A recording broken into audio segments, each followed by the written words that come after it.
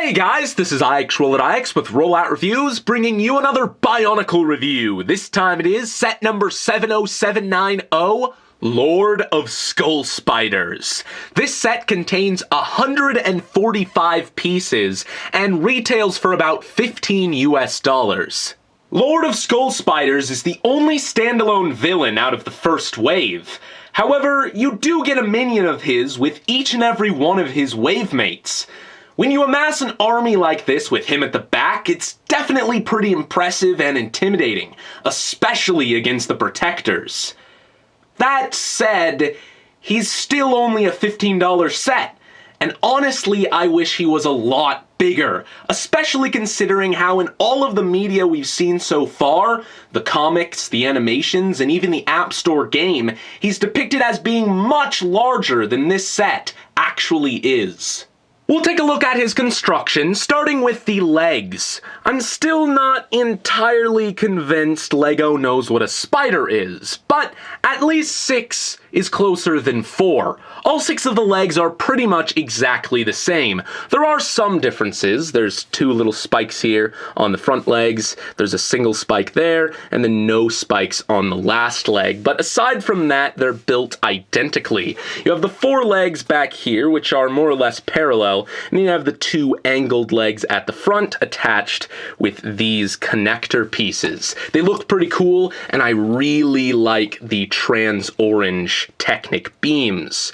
Now, unfortunately, as far as articulation goes, they leave a lot to be desired. You have a ball joint here, which gets the full range, but that's it. There's no other articulation in the entire leg, which is unfortunate. Now, I do like to cheat a little bit, pulling off this armor piece here and then reattaching the leg up like this. Gives you a little bit more to do with all 6 of them, maybe gives this guy a little bit more expression, but in all honesty, I still wish there was at least one more extra ball joint somewhere. Not gonna lie, he looks super weird from the back. First of all of these Technic beams are pretty much uncovered, and they do look a bit unsightly. Most notably, however, he has this 3-pronged handle here sticking out of the rear, and it's only there to activate the function. Now, I understand that, but I wish that it didn't sacrifice so much to facilitate it. There's this ball joint stopper here. I suppose you could do something with that, maybe hang a string from it, but we'll get to exactly what that does when we actually take a look at the function itself.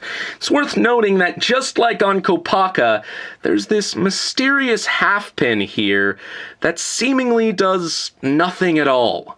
Towards the top, you have this armor assembly here, which tries to cover things up, but admittedly doesn't do a great job at it. You have this big gap back here, but more importantly, there's a large space between the face and the chest plate. Now, you do have these movable shell pieces here that you can sort of manipulate to help close that gap, but it doesn't work very well. To make things worse, if we pull this piece off here, you can see there's 3 exposed ball joints, which look pretty unfinished. Finally, we'll take a look at the faceplate. Now, understandably, a lot of people are disappointed that a detail like this is not brick-built, but honestly, I think this is a pretty good alternative. The printing looks fairly nice. I especially like the gradient of silver and red in each of the eyes. However, if you take a look at this really closely, it looks almost pixely, like it's lower resolution than any of the Toa chest pieces. And that's kind of weird, but once again, I don't think it looks too bad. Of course, you have the little mandibles here at the bottom, which can move, and that's pretty nice. This is attached to a shell piece, which is in turn attached to a ball joint, and that is connected to a hinge. Now, you can use that to close up the aforementioned gap just a little bit, but there's actually a surprising surprising amount of articulation here. You can turn it left and right, you can bring it up and down, you can even tilt it a little bit. And this is something I don't see a lot of people take advantage of. You can get this guy looking way more expressive than I've seen him in any of the promotional pictures. And honestly, it's probably my favorite part about this set, which I suppose doesn't say a whole lot, but it's pretty cool regardless. Now we'll take a look at his function. Coming to the bottom, we can see a rubber band looped around here, and of course some bright yellow gears. By squeezing this handle back here, it'll shift this section back and collapse the legs. Like I said earlier, this ball joint here acts as kind of a stopper, so it doesn't go too far. Now it works really well when the spider is upside down like this. However, gravity definitely takes its toll on this feature. This rubber band isn't nearly tight enough to snap it back in place as it should. It's also extremely awkward holding this and activating it in one hand. This feels like it was trying to go for very much a 2001 Rahi feel, but it's not nearly as well executed and definitely much less practical. The box suggests that this function can be used to pick up the golden mask it comes with, and, well, that is,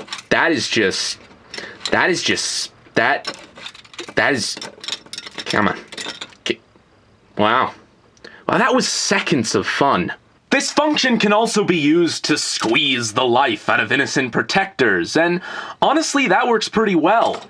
It doesn't apply nearly as well against the Toa. This just seems to me like a bit too much to handle. This set comes with the Golden Mask of Skull Spiders, which allows its user to control the Skull Spider horde through a telepathic link. I have no idea how the Lord is able to use this ability without actually wearing the mask, but I digress. It's the same exact mold as all of the other Skull Spiders we've gotten in the line, and honestly I'm okay with that. It looks pretty cool regardless. Obviously, any of the Toa or Protectors are able to wear this mask and presumably take command of the Skull Spider armies and those controlled by them. It's worth mentioning that this is the only set in the first wave that doesn't feature any self-contained conflict right out of the box. In the animations, we've seen many villagers of Akodo. They're both smaller than the Protectors and don't feature dual-injected masks.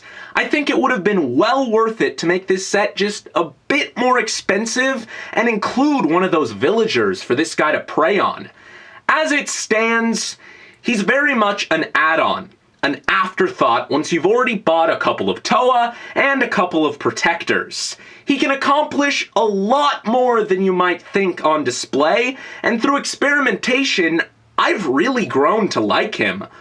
Unfortunately, while he proves to be a sizable foe against any of the Protectors, he doesn't look at all like he'd stand a chance against one of the Toa, let alone 6 of them.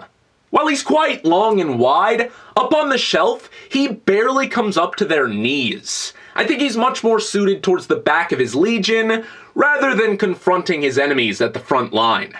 If nothing else, I think he's definitely worth getting just to have something leading all of the Skull Spiders you've accumulated from the other sets. But if you simply don't like the way he looks, there are plenty of villains to choose from in the upcoming summer wave, and you might want to wait for them instead. Anyway, that is about it, guys, and this is IXRolloutIX, signing off.